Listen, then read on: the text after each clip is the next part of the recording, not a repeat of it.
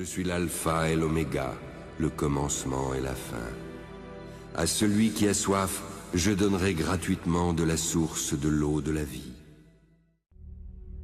J'ai vu mon grand frère complètement transformé en fait. Il fumait, il était bien dans la drogue, dans la fête. Et moi, le jour où Jésus est venu me chercher, j'étais toxicomane, j'étais punk, j'étais chef de gang, j'étais complètement condamné partout.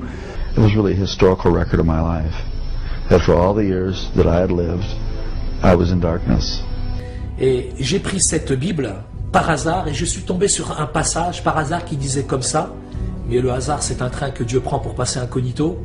Ce passage disait clairement, les jeunes gens chancellent. Jesus, you gotta take these drugs from me. Search me right now. Search my heart. Et il est allé à un rassemblement chrétien avec des jeunes chrétiens. Et quand il est revenu, c'était plus le même. Il avait complètement changé. Et il est venu me chercher, il m'a saisi, il m'a transformé. And God gave me a space to cry out to Him. And in that space, it changed my future, my destiny, my whole purpose. God loved me the whole time. God was with me. Mais ceux qui s'attendent à l'éternel, ils renouvellent leur force. Je ne suis pas un mystique, un soufi, mais j'ai été vraiment envahi de la présence de Dieu. J'ai vraiment réalisé à quel point Allahu mahabba, à quel point Dieu est amour, à quel point Dieu m'aimait. I felt so much fatherly love from heaven, and it was like, I don't condemn you. I love you. I love you. It was just love, and instantly, that love from God came into me. It was so powerful that the next day I threw away all my drugs. But, please, don't wait until you're that desperate. We're desperate right now, and He's with you, and you have a chance today to cry out to God. Il parlait de Jésus comme si c'était un ami, il parlait de lui comme s'il l'avait vraiment rencontré. Jésus s'expérimente. Il a dit lui-même, je suis le chemin, la vérité et la vie. Pas seulement le chemin, pas seulement la vérité, mais aussi la vie. Et la vie avec Jésus, ça peut être du vécu. It's not complicated, it's not religious. I mean, certainly my prayer wasn't all that complicated. And it wasn't about religion. It was about I needed a life. And there is no one of us before God that doesn't need the whole life that He has to offer. Et ils ont prié pour moi. Et à ce moment-là, j'ai été saisie. Vraiment, j'ai été saisie par une présence. Et j'appelle, à chaque fois, je décris ça, c'est difficile, mais comme une sorte d'amour liquide. Une sorte d'amour qui m'a envahie. Et je me suis mise à pleurer, à pleurer, à pleurer. Malgré tous les péchés, malgré toutes les choses que j'avais commises, parce que le péché, pour moi, c'est pas simplement voler, mentir, tricher, commettre des choses qui sont mauvaises. C'est très grave, ces choses-là. Mais le pire des péchés que j'ai réalisé ce soir-là, c'est que je me suis détourné de Jésus. Je me suis détourné de Dieu en prenant mon propre chemin. Et petit à petit, j'ai découvert que oui, Jésus est le même aujourd'hui. Et Jésus a transformé ma vie du jour au lendemain. Et puis après, de plus en plus, petit à petit. When Christ came in, that feeling, He gives you the gift of understanding life, which is everything was created for Christ and by Him, and we're created to be with Him. And it's the most incredible feeling because you're where you belong, and contentment is given to you in life because you don't have to look anywhere else,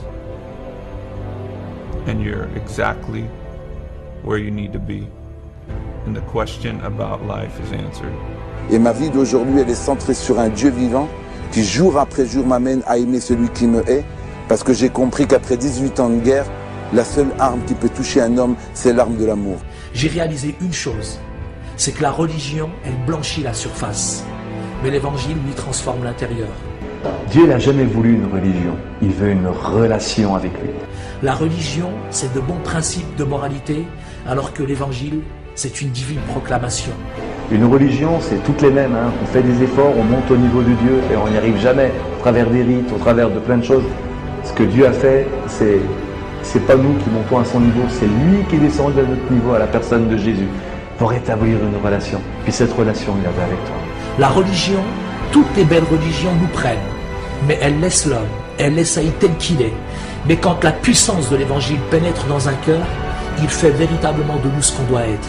Et là, j'ai réalisé que Dieu et la religion sont diamétralement opposés. Étant orphelin de père et de mère, en fait, le vrai orphelin, c'est pas tant sa ligne. Le vrai orphelin, c'est celui qui n'a pas contact avec son père. Ce Dieu qu'on peut appeler père, nulle part dans aucun autre livre on peut appeler Dieu Père. Qui s'appelle Salim ou qui s'appelle Christian. Mon désir à moi, c'est de lui dire que tu es orphelin, tant que tu ne reconnais pas que Dieu est ton Père. Voilà en tout cas ce que j'ai à cœur.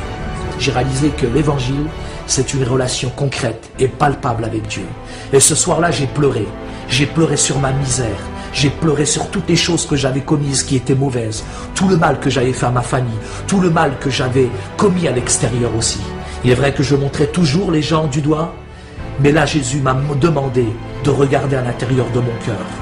Mais j'ai vraiment pleuré. Pleuré pendant des heures sur ma misère. Quand c'est vraiment le Ruh al-Qudus, quand c'est vraiment le Saint-Esprit qui nous convainc à l'intérieur de nous-mêmes, c'est quelque chose de merveilleux. Because my kid, like I got the from God coming to me, and then it came out of me to my kid. It changed me. My heart was changed like that. Et moi, je veux vraiment te dire que Jésus t'aime et que ce Jésus qui a transformé ma vie est vivant, est vraiment vivant, et j'en ai fait l'expérience, et que chaque jour, il continue à me surprendre. Je crois pas dans un Dieu virtuel. C'est pas une morale, c'est du fort. J'ai l'image, on met une carotte pour faire avancer un âne. Jésus n'est pas une carotte pour faire avancer les chrétiens avec une bonne moralité.